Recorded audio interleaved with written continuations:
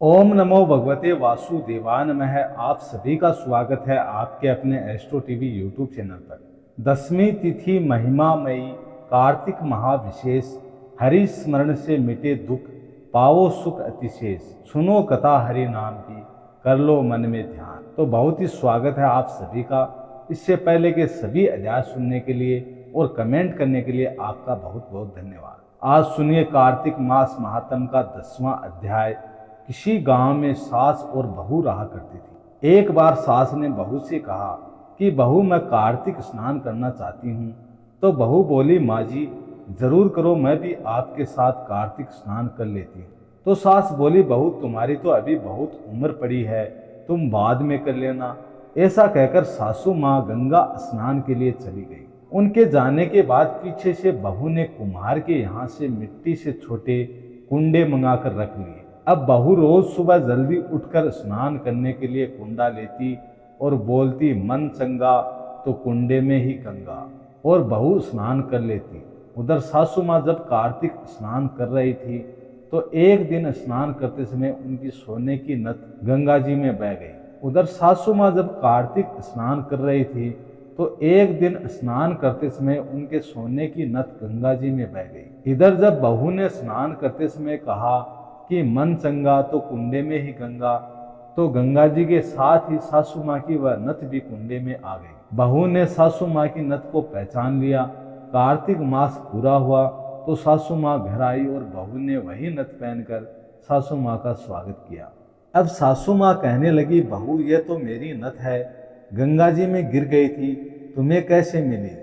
अब सासू माँ कहने लगी, बहू ये तो मेरी नथ है, गंगा जी में गिर गई थी, तुम्हें कैसे मिली? बहू ने सासू को कुंडों में गंगा जी के आने और साथ में नथ के आने की बात बता दी। सासू ने बहू से कहा कि बहू मुझे तो ब्राह्मण भोजन करवाना है। बहू बोली, मुझे भी करवाना है, मैंने भी तो कार्तिक स्नान किए हैं, व्रत उपवास भी किए हैं, पीपल पथवारी तुलसी को सिंचा है, दीपक जलाया है, घर में ही भगवान की परिक्रमा लगाई है। मेरी परिक्रमा यही स्वीकार करने की प्रभु से मैंने प्रार्थना भी की है। सासू माँ को तो विश्वास नहीं हुआ, कहने लगी, बहू मैं नहीं मानती कि तूने कार्तिक स्नान किया, तू तो घर पर ही थी, तूने भला कार्तिक स्नान कैसे कर लिया? बहू ने सास को विश्वास दिलाने के लिए उन्हें अंदर ले जाकर वो कुंडे दिखाए। वह कुंडे अब तक सोने के हो गए थे। अब सासू माँ को विश्वास हो गया और फिर खुशी खुशी दोनों ने कार्तिक मास के व्रतों का उद्यापन किया, ब्राह्मण भोजन करवाया, दक्षिणा देकर उन्हें विदा किया। इस कथा को कहने सुनने और हुंकारा भरने वाले सभी भक्तों का कल्याण हो और सभी को ऐसा ही फल मिले जैसा उन सासू माँ की बहू को मिला और सासू को मिला। अब सुनिए कार्तिक मास महात्म्य का आज का अध्याय। इससे पहले के अध्याय में आपने लाख राक्षस की कहानी सुनी।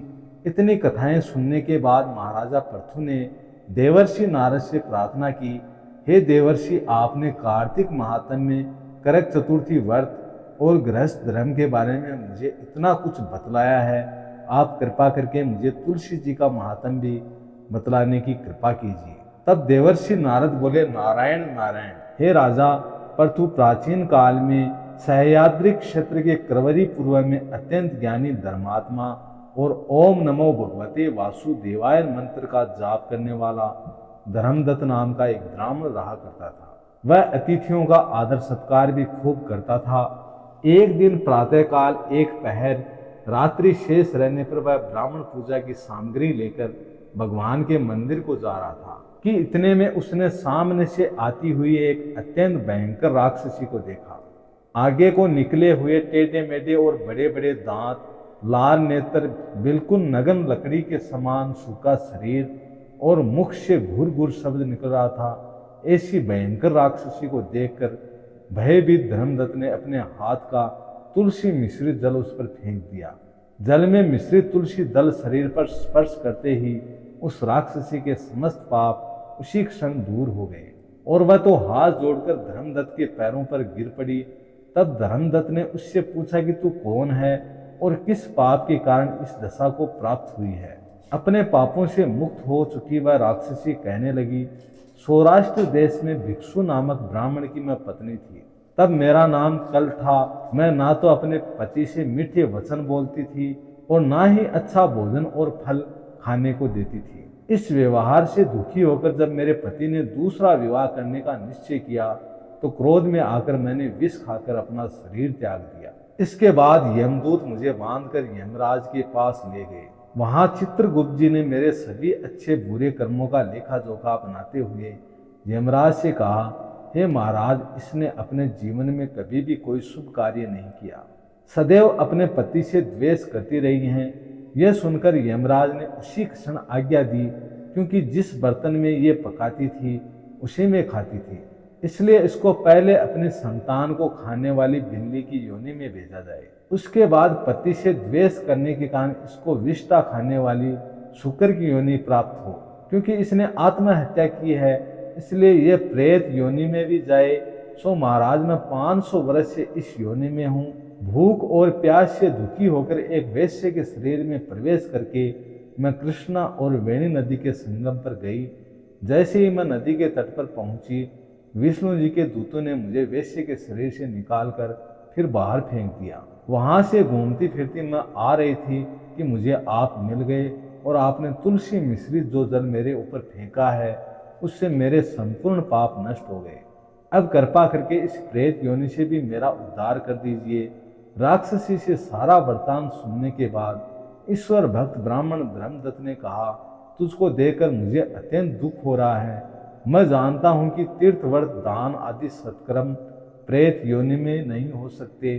तुम्हारा पाप अधिक और पुण्य बहुत कम है, इसलिए मैंने अपने जीवन काल में जितना भी कार्तिक मास का स्नान और व्रत किया है उसका आधा पुण्य मैं तुमको देता हूँ।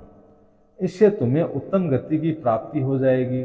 इसके बाद ब्राह्मण ने जैसे ही ओम नमो भगवते वासुदेवाय नमः मंत्र का पढ़ते हुए तुलसी मिश्रित जल से उसका अभिषेक किया, वह प्रेत योनि से मुक्त पाकर अग्नि के समान दिव्य देह धारण कर लक्ष्मी जी के समान रूपवती हो गई। इसके बाद उसने ब्राह्मण को प्रणाम किया। तभी भगवान विष्णु के पुण्यसल और सुशील नामक 2 दूत वहां पर आए। उसको विमान में बैठाकर बैकुंठ लोक को ले गए।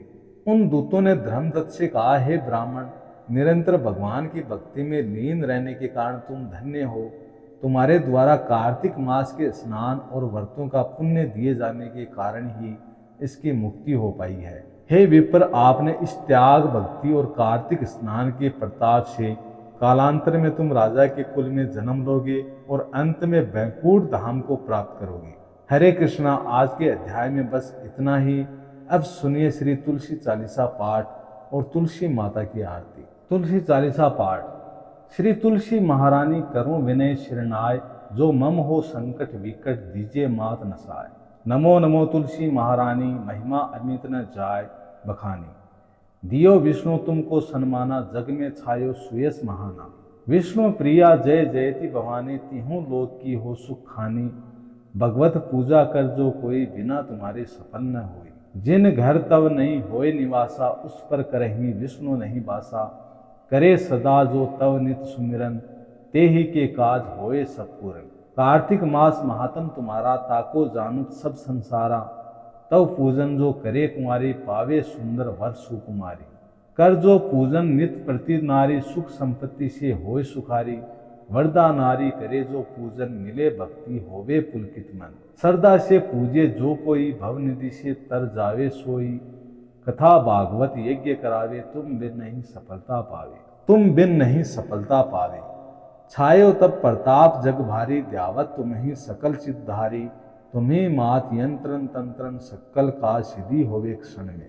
औषधि रूप आप हो माता, सब जग में तब यश विख्याता। देव ऋषि मुनि ओ तपधारी, करत सदा तव जय जयकारी। वेद पुराणन तव यश गाया, महिमा अगम पार नहीं पाया। नमो नमो जय जय सुख करणी, नमो नमो जय दुख निवारणी। नमो नमो सुख संपत्ति देनी, नमो नमो अग काटन छेनी। नमो नमो भक्तन दुख हरणी, नमो नमो दुष्टन मत छेनी। नमो नमो भव पार उतारणी, नमो नमो परलोक सुधारणी। नमो नमो निज भक्त उबारणी, नमो नमो जनकास मारणी। नमो नमो जय कुमति नसावनी, नमो नमो सुख उपजावनी। जयति जयति जय तुलसी माई, ध्याऊं तुमको शीश नवाई। निज जन जाने मोहि अपनाओ, बिगड़े कारज आप बनाओ। करूं विनय मैं मात तुम्हारी, पूर्ण आशा करूं हमारी। शरण चरण कर जोरी मनाऊं, निस दिन तेरे ही गुण गाऊं। कहूं मात ये अब मोह पर दाया, निर्मल होए सकल मन काया। मांगू मात ये वर दीजिए, सकल मनोरथ पूर्ण कीजिए। जानू नहीं कुछ नेम अचारा, क्षमो मात अपराध हमारा। 12 मास करे जो पूजा ता, सम जग में और न दूजा।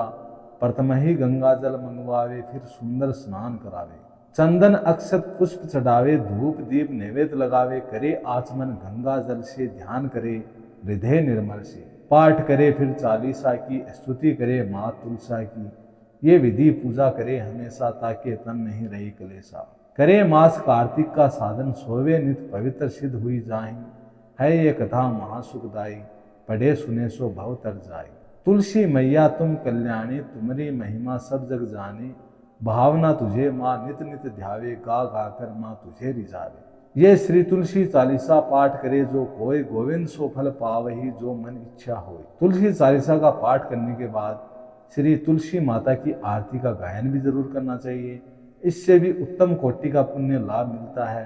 तो आप सभी को ये जानकारी अच्छी लगी होगी। आप सभी से निवेदन है, चैनल पर नए हैं तो चैनल को सब्सक्राइब करें, वीडियो को ज़्यादा से ज़्यादा लाइक करें, शेयर करें। ओम नमो भगवते वासुदेवाय नमः।